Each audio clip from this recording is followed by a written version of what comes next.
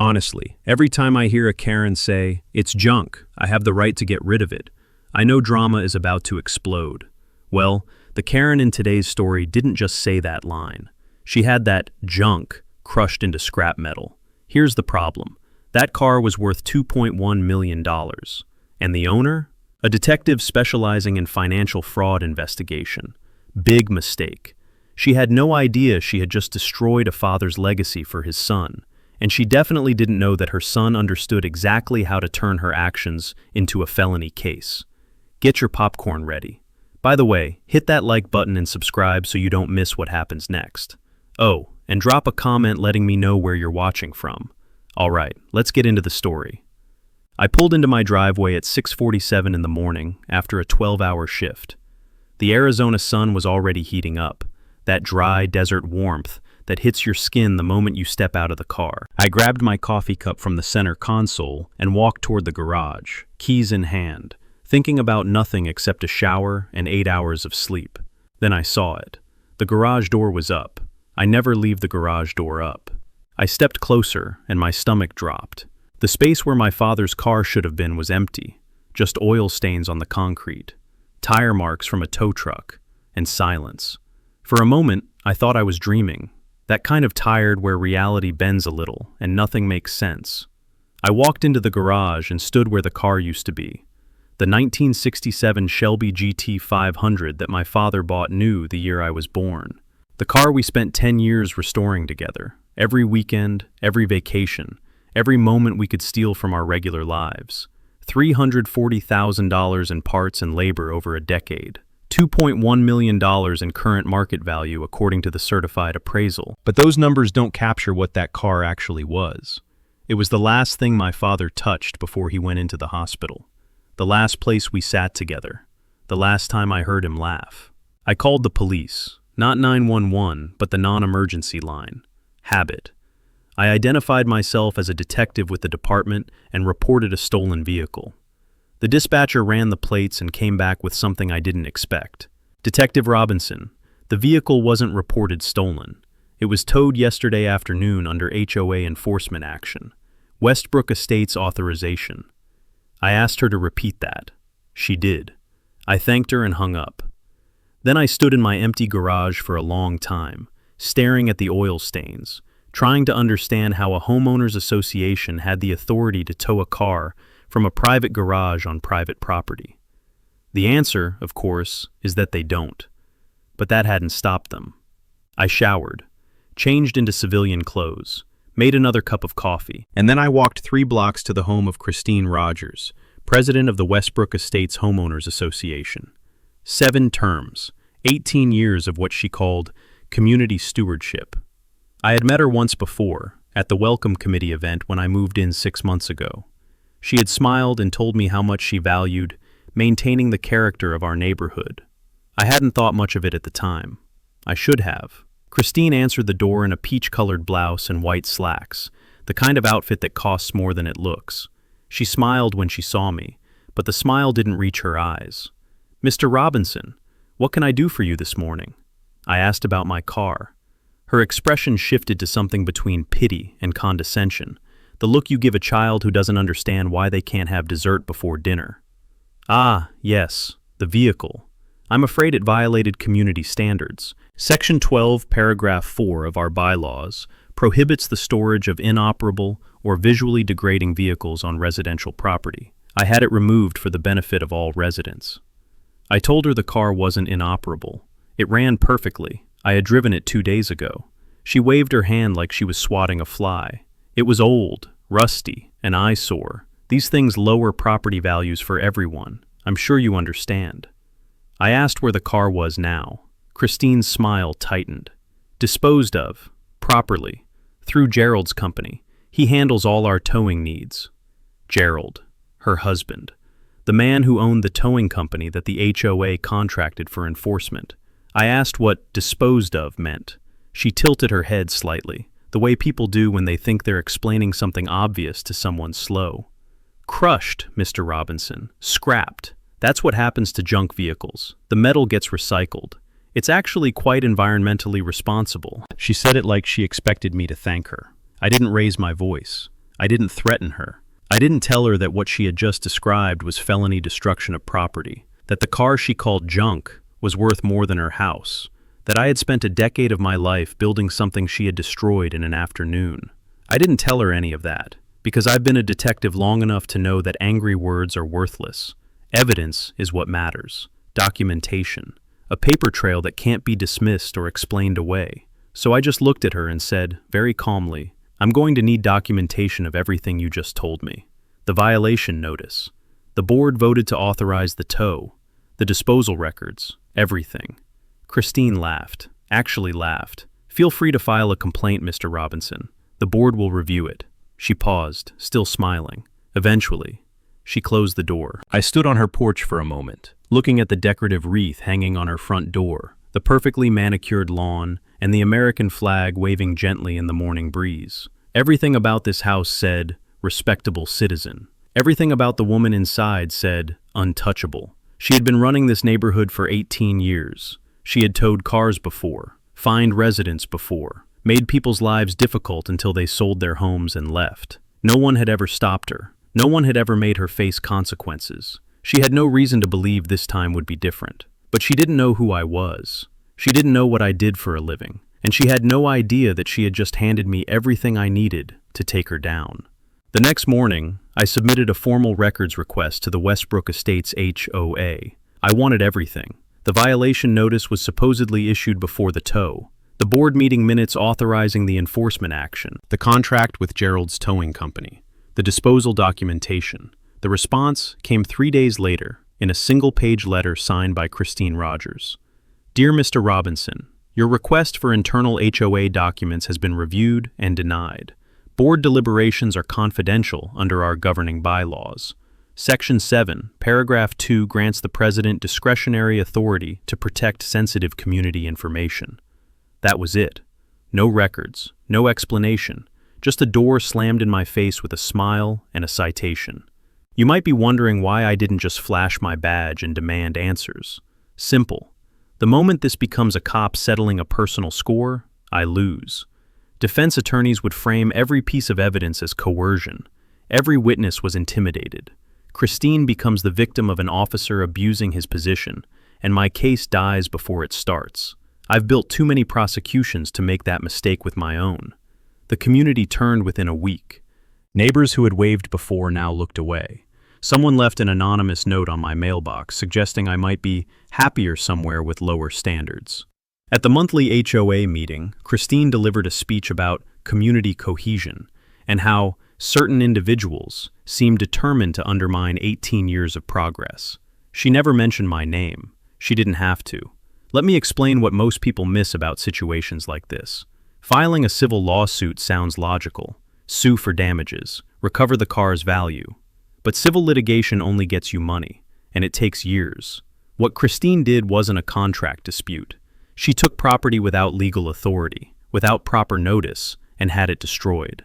Under Arizona law, destruction of property valued over $10,000 is criminal mischief in the first degree, a Class 4 felony. Add theft charges for the taking, fraud for any falsified paperwork, conspiracy for Gerald's involvement. We're not talking about small claims court. We're talking about prison time. The harassment escalated in careful increments. First came a violation notice for my welcome mat being 3 inches wider than specifications allowed. $25 fine. Then a notice for improper landscaping because of a single weed near my driveway. $50. Then came the real message. A citation for unauthorized vehicle storage, claiming my personal car had been improperly parked in my own driveway for extended periods. $100 fine, plus a warning that continued violations could result in enforcement action, the same phrase she had used before crushing my father's car. Christine wasn't just punishing me, she was showing me what she could do again. I didn't respond to any of it, not the notices, not the fines, not the whispers. I just documented. Every notice is photographed. Every interaction is logged with date, time, and witnesses. Every piece of communication is stored in multiple locations. Because what Christine didn't understand was that each notice she sent strengthened my case. Every fine imposed after my complaint was evidence of retaliation. She thought she was demonstrating power. She was actually building the narrative of her own pattern of abuse. The breakthrough came while I was checking my mail. A woman approached, mid-40s, dark hair, eyes scanning the street like she expected to be watched. "Mr. Robinson? I'm Pamela Smith. I'm on the HOA board." Her voice barely rose above a whisper. "There was no board vote for your car. Christine decided alone. I have the recording from that meeting. She said she didn't need our approval." Pamela pressed a USB drive into my hand. "I've watched her do this to people for years. No one fights back. They just leave." She looked at me with something caught between hope and fear. "Please don't tell anyone I gave you this." Then she was gone, around the corner before I could respond. I stood there, feeling the drive's weight in my palm. A recording of Christine admitting she acted without authorization. That could be powerful. It could also be worthless. Arizona is a one-party consent state for recordings, so Pamela's recording was legal. But admissibility in court is a different question. Was it made during an official meeting or a private conversation? Was there an expectation of privacy? Would a judge allow it, or would it get thrown out on a technicality? I wouldn't know until I heard what was on it and had it reviewed properly. For now, it was a lead, a crack in Christine's armor. Not a verdict, but cracks are how walls fall. Christine had operated without accountability for 18 years. She had assumed board members would stay quiet, that victims would choose to surrender, that her authority was absolute and permanent. She had done this so many times without consequences that she had forgotten consequences existed. I looked at the USB drive one more time before slipping it into my pocket. Christine Rogers had no idea that her longest-serving board member had just handed me the key to everything. And she had no idea that the man she dismissed as a troublemaker spent his career taking apart people exactly like her. One car, 10 years of restoration with his father, the last memory of a man who's gone, crushed into scrap metal because one woman decided it was an eyesore. And when Terry asked for documentation, denied. When he tried to understand what had happened, the entire community turned against him. When he stayed quiet and followed the rules, more violations, more fines, more threats. I'm Michael Vincent, your storyteller today on Fallout HOA. And if you were in this situation, what would you do? File a civil lawsuit and wait years for compensation? Or find a way to turn this into the criminal case it deserves to be? Leave your answer in the comments below. Let's see whose solution is the best. Thank you all. Because how Terry handles this is completely different from what Christine expects. That night, I plugged the USB drive into my laptop and listened. The recording was 47 minutes long, captured during what sounded like a regular HOA board meeting. Budget discussions, landscaping contracts, a debate about holiday decorations. Then, at the 32-minute mark, my name came up. A board member asked about the vehicle situation on Maple Drive. Christine's voice cut through clearly. "I've already handled it. The car was removed yesterday." Someone asked if there had been a vote. Christine laughed. "I don't need board approval for enforcement actions. Section 12 gives me discretionary authority over community standards violations. It's my decision. It's always been my decision." She said it like someone explaining basic math to a slow child. I played that section 3 times, listening to the confidence in her voice. She genuinely believed she was untouchable. A recording was a start, but recordings alone don't survive courtrooms. I needed paper. The next morning, I filed public records requests with the county for towing permits and disposal documentation associated with my address. I also requested business records for Rogers Towing and Recovery. Christine could hide behind confidential board deliberations all she wanted. County records don't care about HOA bylaws. The documents arrived 10 days later. I spread them across my kitchen table, the same table where my father and I had planned every stage of the Shelby's restoration. The irony wasn't lost on me. Now, I was using this space to dismantle the woman who destroyed what we built. Rogers Towing had been the exclusive HOA contractor for 11 years. During that time, 63 vehicles had been towed under HOA authorization. 63. For a community of 212 homes. I did the math. One tow every 2 months for over a decade. The invoices told a cleaner story than any witness ever could. HOA pays $1,500 per tow. Gerald's company pays the junkyard between $200 and $400 for actual disposal. The difference, roughly $1,100 per vehicle, vanishes into Gerald's accounts. 63 transactions, nearly $70,000 over 11 years, flowing from community funds to Christine's husband. Every single invoice bore her signature. I pulled the authorization form for my father's car from the stack. Christine's signature at the bottom. Gerald's company is listed as the provider, and in the description field, words that made my jaw tighten. Abandoned vehicle, inoperable, no registered owner response after proper notification. I stared at that line for a long time. Abandoned. The car was in my garage. Inoperable. I had driven it 2 days before. No response after notification. I was never notified. Every word was a lie. She didn't even bother making it believable. Why would she? No one had ever checked before. Here's what Arizona law actually requires for HOA vehicle towing. Written notice to the owner at least 72 hours before removal, unless there's an immediate safety hazard. Post-tow notification within 24 hours. 10 days for the owner to reclaim before disposal. I received nothing. No warning, no notification, no opportunity. Christine hadn't just cut corners. She had deliberately bypassed every legal protection designed to prevent exactly what she did to me. And according to these records, she had done it 51 times before. I cross-referenced the 63 towing records against HOA meeting minutes from the same period. If bylaws required board approval, votes should be documented. I found authorization for 12 tows, 12 out of 63. The other 51 showed nothing, no discussion, no vote, no record of the board even knowing the actions occurred. Christine had been operating outside her own governance structure for over a decade.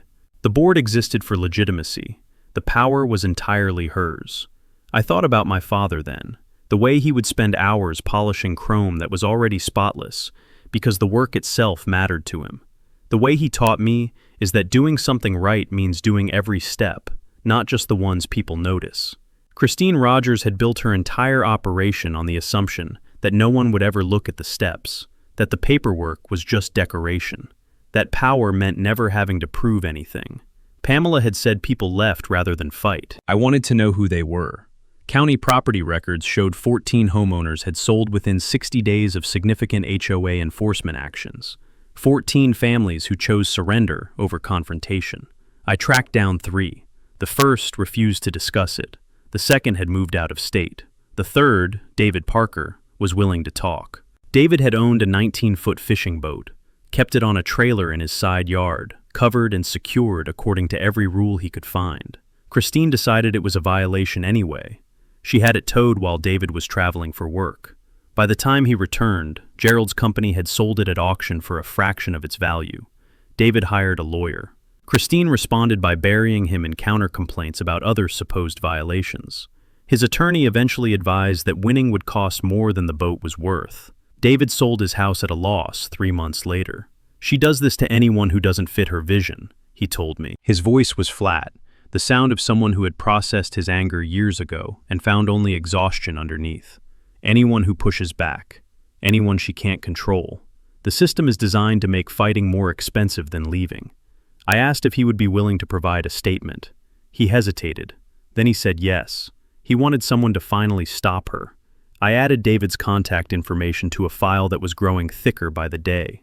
His story confirmed what the documents were telling me. Christine hadn't made a mistake with my car. She had followed a playbook refined over years of practice. Target someone, take or destroy their property, rely on the cost of fighting back to ensure compliance. The system worked because no one could afford to challenge it. No one had the resources, the knowledge, or the stubborn refusal to surrender that would be required to bring her down. But Christine had miscalculated this time. She had targeted someone who spent his career investigating exactly this kind of systematic fraud.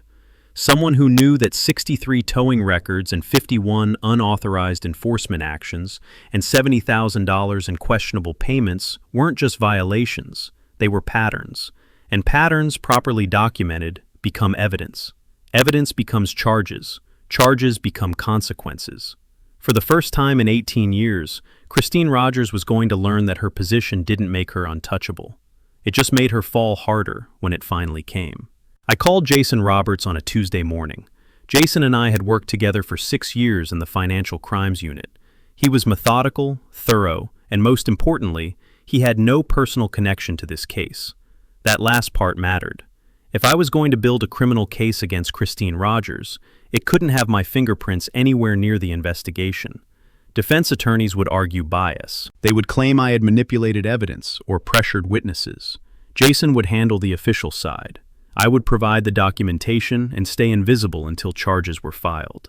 We met at a diner 15 miles outside of Westbrook Estates. I spread everything across the table without preamble: the recording from Pamela, the county records, the invoices documenting money flowing to Gerald's company, the falsified authorization form, David Parker's contact information, and the appraisal certificate from Mason Torres. Jason picked up the appraisal first. Mason Torres had been valuing classic cars for 32 years.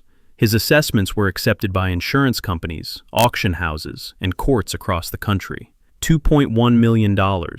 Jason let out a low whistle. She crushed a $2 million car. I nodded, and called it junk. He set the appraisal aside and reached for the authorization form. I watched his expression shift as he read the description field. Abandoned vehicle, inoperable. No registered owner response after proper notification. Every word of this is false, he said. It wasn't a question. Every word, I confirmed. Jason flipped through the county records next. 63 tows, 51 without board authorization. The invoices show a consistent spread between what the HOA paid and what Gerald actually spent on disposal. He didn't need me to explain the pattern. He had been investigating financial crimes long enough to recognize systematic fraud when he saw it. The husband's company, he said. 11 years as exclusive contractor. Roughly $70,000 in overpayments. He looked up at me. That's not incompetence. That's a kickback scheme. I handed him David Parker's preliminary statement. A boat was towed and sold at auction while the owner was traveling. Legal fees made fighting back more expensive than surrendering. A house was sold at a loss 3 months later. Jason read it twice. How many others? I told him about the 14 families who had sold within 60 days of enforcement actions. About the correlation between resistance and escalation. About the way Christine had built a system designed to make compliance the only affordable option.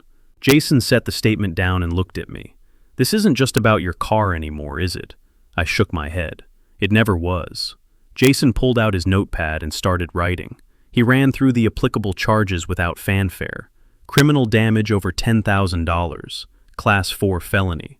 But with destruction exceeding $2 million, prosecutors would push for aggravated sentencing.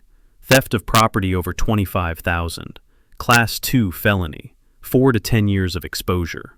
Fraud for the falsified authorization. Conspiracy for the 11-year partnership with Gerald. He wrote each charge in a single line, no elaboration needed.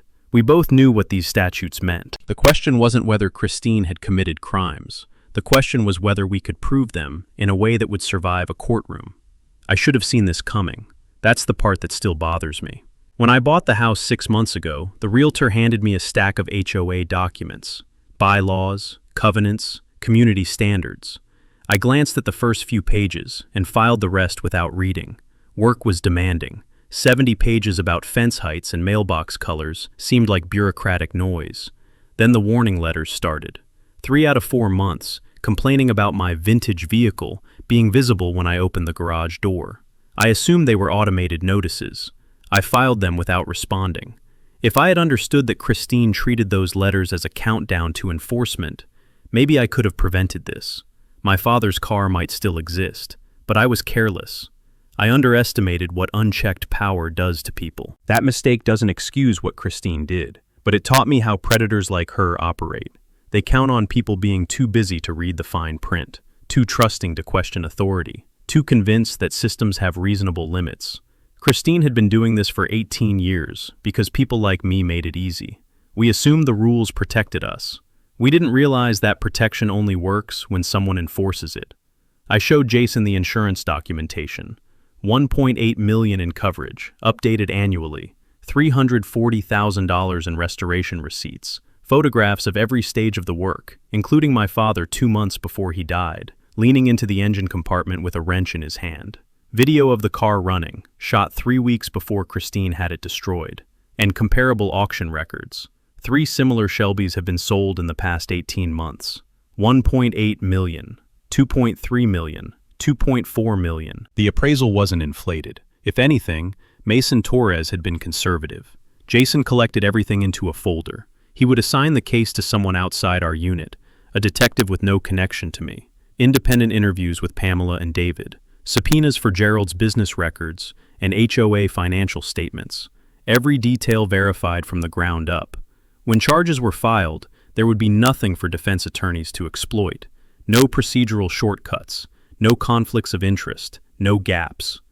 One more thing, I said, as Jason prepared to leave. The HOA meeting next month. I want to be there when this ends.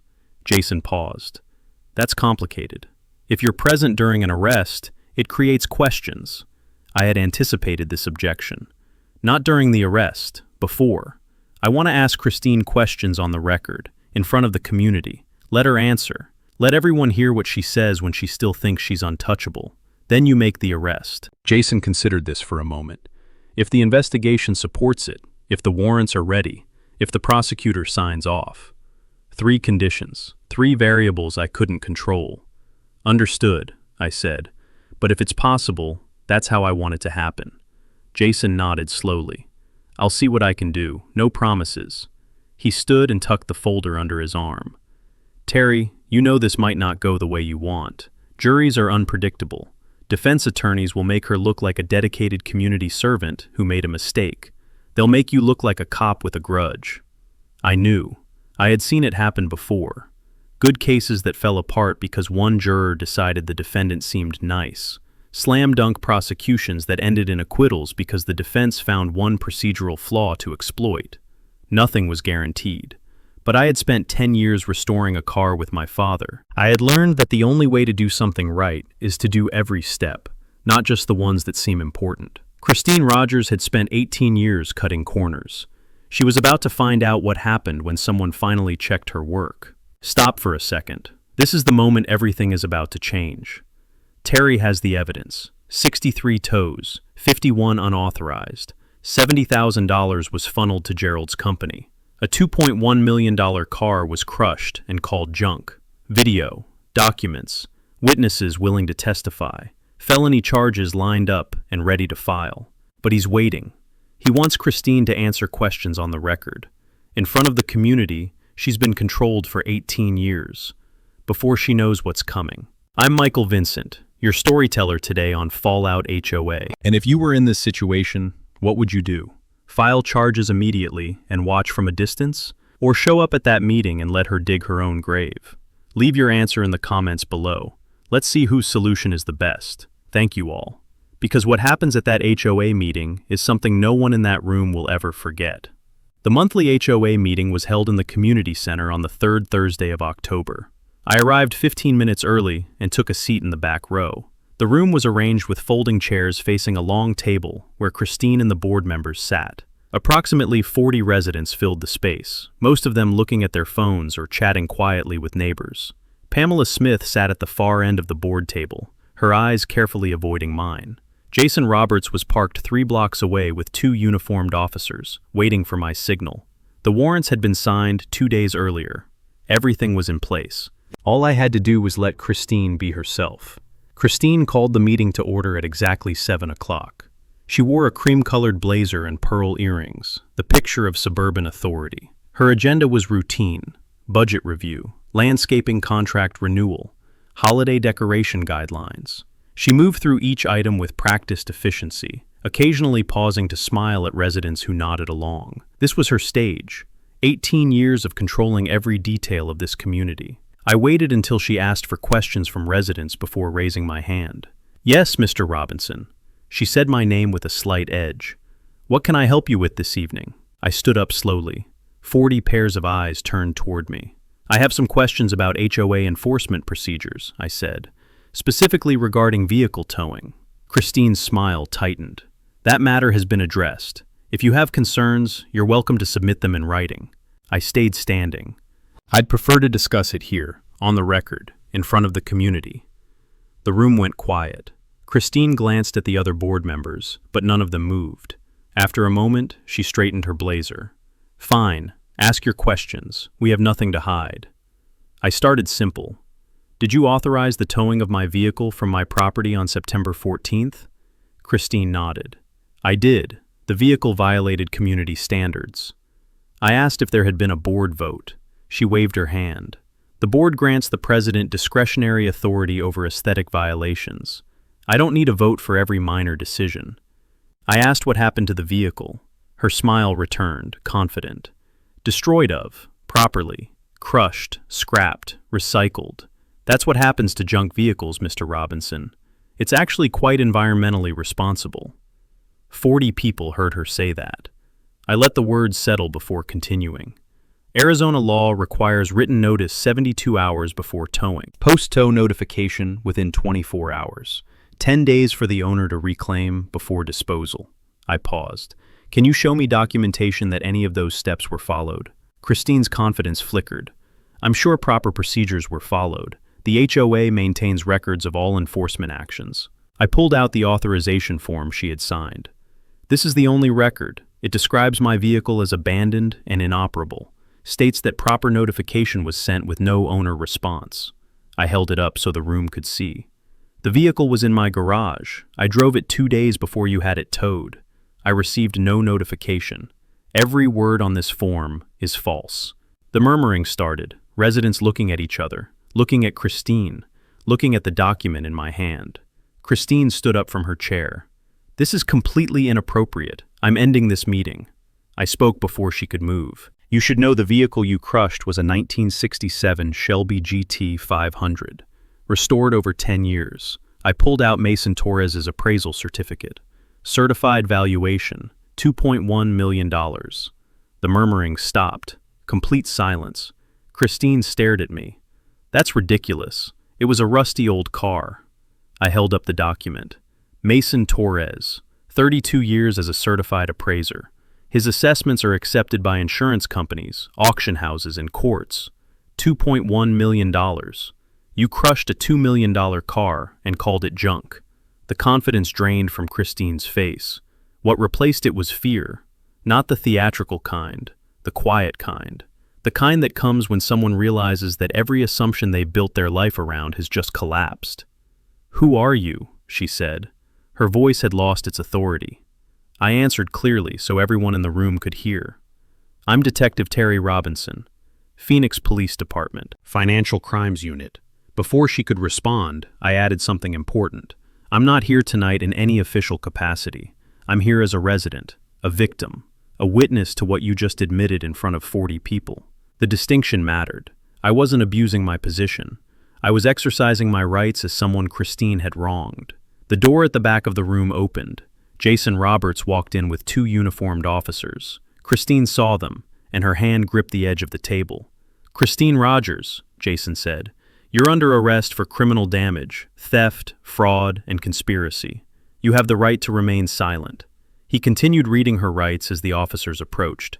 Christine didn't resist. She didn't scream or protest. She just stood there, processing the fact that 18 years of untouchable authority had ended in the space of 5 minutes.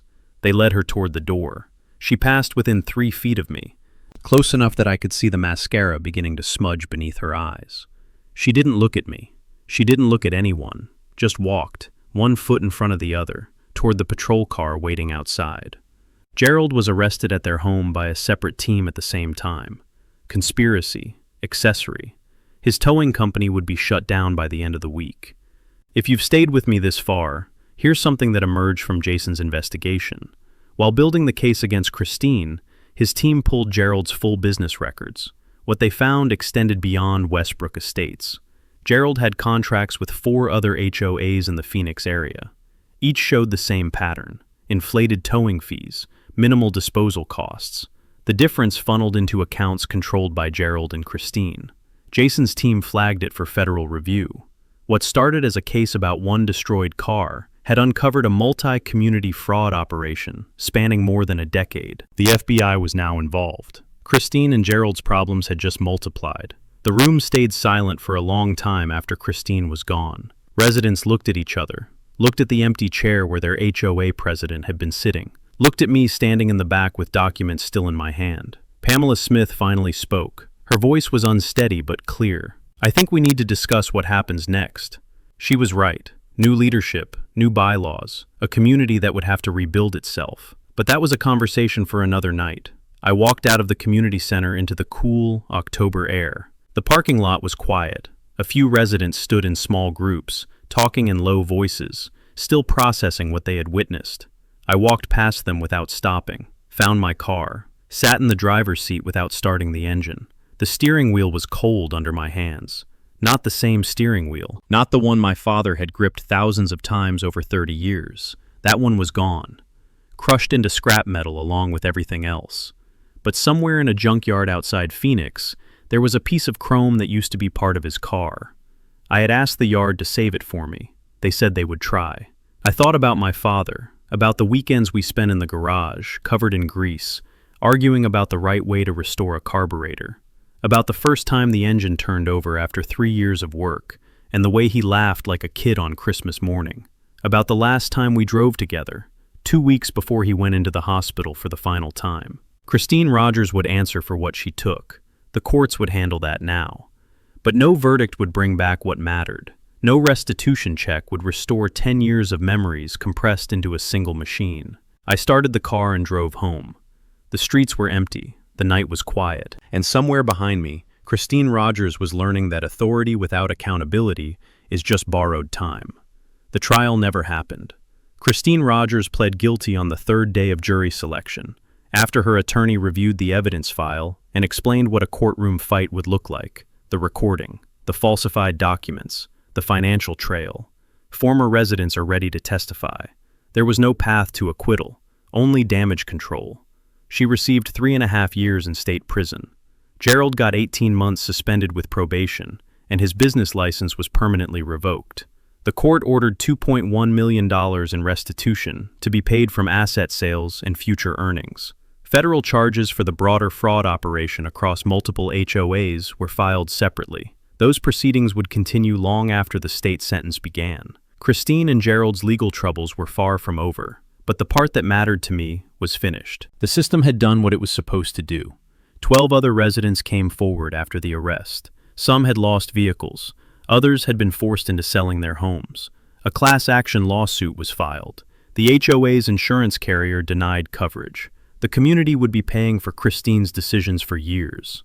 But communities can rebuild, and this one did. 3 months after the arrest, Westbrook Estates held a special election. Pamela Smith won by a margin of 4-1. The atmosphere shifted immediately, not through dramatic reform announcements or lengthy bylaw revisions, though those came eventually. The change was simpler than that. People talked to each other at meetings. Residents asked questions without fear of retaliation. Neighbors who had avoided eye contact for years started waving again. The weight that had pressed down on the community for 18 years had lifted, and everyone could feel the difference. I attended one of the new meetings, not to speak, just to watch. On my way out, an older man I recognized from the night of the arrest stopped me.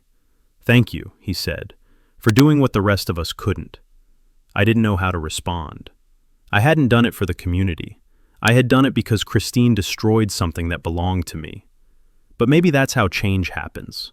Personal grievances become public reckonings.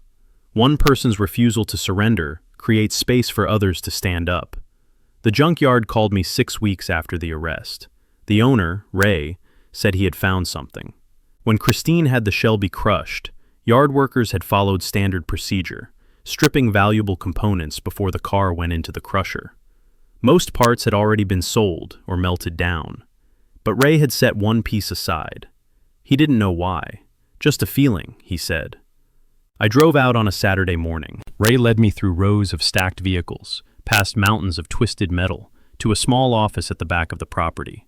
On his desk sat the steering wheel from my father's car. 3-spoke design, wood grain finish, the same wheel my father had gripped thousands of times over 30 years. The same wheel I had held as a kid, sitting in the driver's seat while he explained how the engine worked. Ray handed it to me without ceremony. It was in the pile, waiting to be processed. I pulled it before they melted the batch. I tried to pay him. He refused. Just glad something survived. The steering wheel sits on my mantle now, next to the last photograph I have of my father. He's leaning against the Shelby, arms crossed, smiling at the camera with the kind of contentment that comes from finishing something you're proud of. We took that picture 2 months before he died. He never saw the car completed. The final details, the last adjustments, the first drive with everything working perfectly, those happened after he was gone. I finished the restoration alone, following the notes he had left, doing each step the way he taught me. The car was his dream. Completing it was my promise. Now the car is gone. 10 years of work compressed into scrap metal. $2.1 million reduced to a restitution order that will probably never be fully paid. But the steering wheel remains, the part my father touched most.